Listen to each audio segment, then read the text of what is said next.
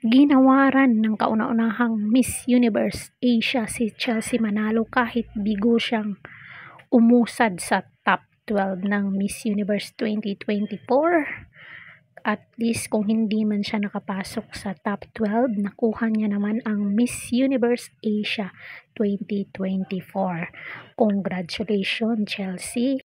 Kung di man nasungkit ni Chelsea Manalo ang titulong Miss Universe 2024, nasungkit naman niya ang Miss Universe of Asia 2024. Congratulations, Chelsea!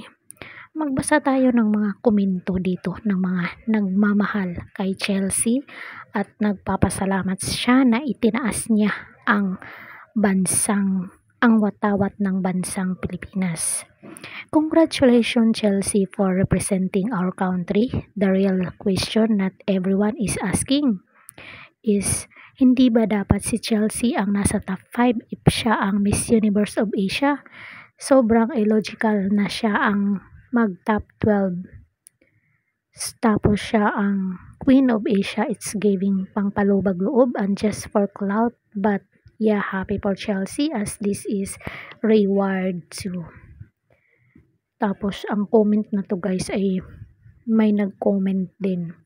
Feeling ko the top 5 was chosen by the criteria for judging of the judges on the coronation day, while the Continental was chosen by organization criteria, interviews and observation since day one.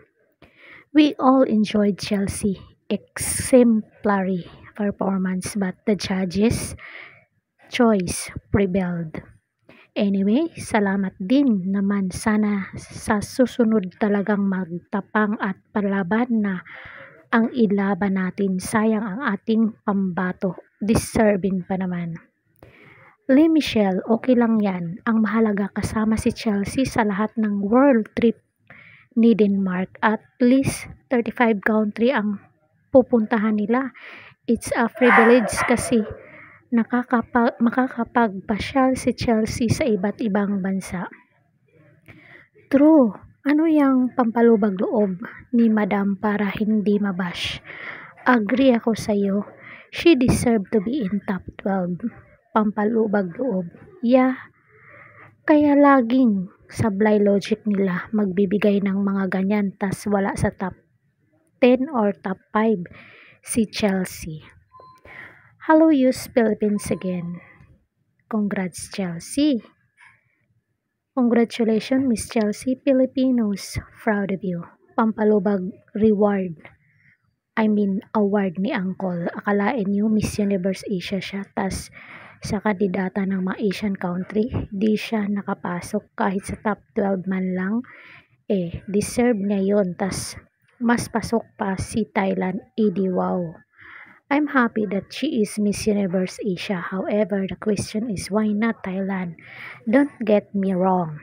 I support our very own Miss Universe, Miss Philippines, but it just doesn't add up.